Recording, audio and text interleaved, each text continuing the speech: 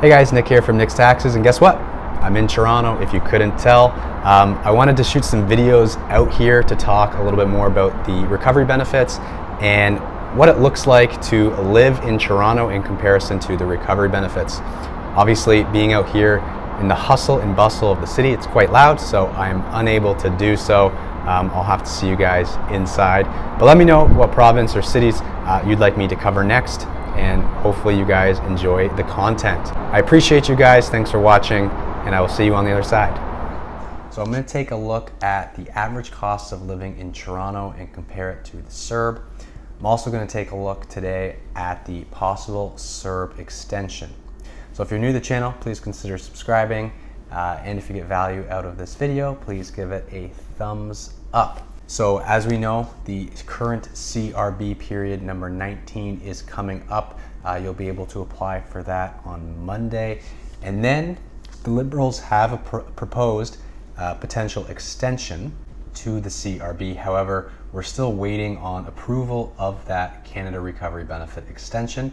So we're going to take a look at what those numbers are, so we can be a little bit more prepared about what's coming in the not so distant future. As most of you may know, if you've been following the channel, the CRB is $500 per week, and that started back in September of 2020. The CRB went for a period of 19 periods, which was the equivalent of 38 weeks. You would apply every 2 weeks. So the eligibility period for period 19 ends on June 19th. However, Justin Trudeau has proposed another 12-week extension to the Canada Recovery Benefit. However, there's been no update yet on if that's going to go through. Right now, there's still no need to panic, as the next CRB application for period 20, that would be looking ahead from June 20th to July 3rd, that payment or that application period would be open July 5th. So we're going to be applying for the period 19 application coming up. So period 20, assuming that everything gets passed, would open up on July 5th. So they have till now to July 5th to actually get this proposal passed through government and get this extension going. However, as you may know as well, the CRA extension will come with some extra alterations. So there's going to be some changes to this 12-week CRB extension. Right now, the proposal is an extra 12 weeks. However, there won't be any changes in the first 4 weeks of the program. You'll be able to apply as usual on the following Monday after the application periods close. And if you meet the eligibility criteria, you'll get $1,000 for that period, which will be $900 after tax that will land into your pocket. However, starting July 17th of 2021, that will be week 5 of the new CRB extension. The Canada Revenue Agency is planning on cutting the CRB to just $300 per week. After, if you're considering the 10% withholding tax deduction, you'll end up getting $540 into your account for every approved application period. So that's quite a bit difference from the $900 into your account that you were used to. So assuming this 12-week extension goes through, the new CRB will run until September 25th, unless the government extends it. Again, there's a proposal there for another potential extension that runs into November, but that's going to be on a as-needed basis.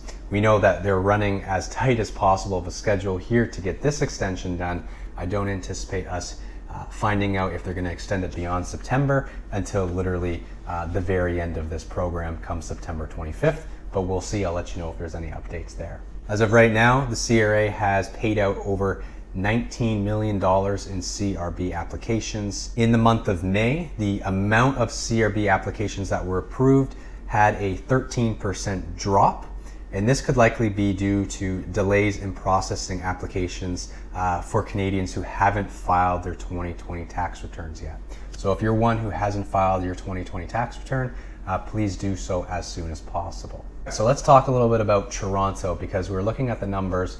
$500 per week works out to $2,000 a month in gross pay. However, when I'm looking at the Toronto cost of living index, If you're looking at someone who rents and also takes public transit instead of having a car, they will spend typically $42,500 annually, or about $3,500 per month.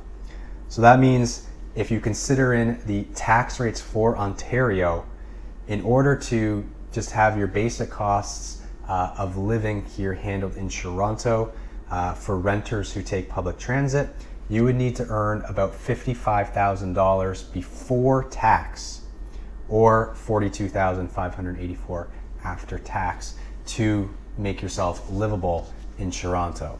Obviously, $2,000 per month, when you multiply it out by 12, that is much less than the $55,000 needed to sustain life here in Toronto. So you'd have to look at cutting some things, whether it's having a roommate, or maybe not paying for public transit at all, maybe walking and biking, substantially cutting your entertainment budget, anything like that. So when looking at the cost of living, they had a budget with groceries, entertainment, cell phone costs, and so we were looking at renter costs being an average of $2,300 a month for rent alone, which is crazy.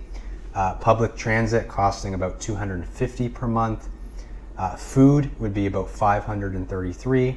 Cell phone and internet, $155. Entertainment, $178. And then health and fitness would come in at about $65. So with that budget, being on the CRB is impossible.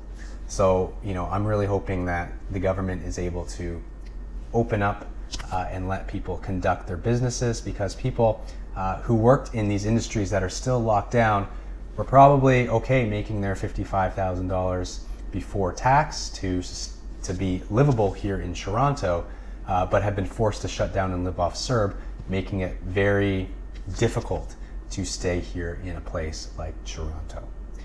So that's today's video.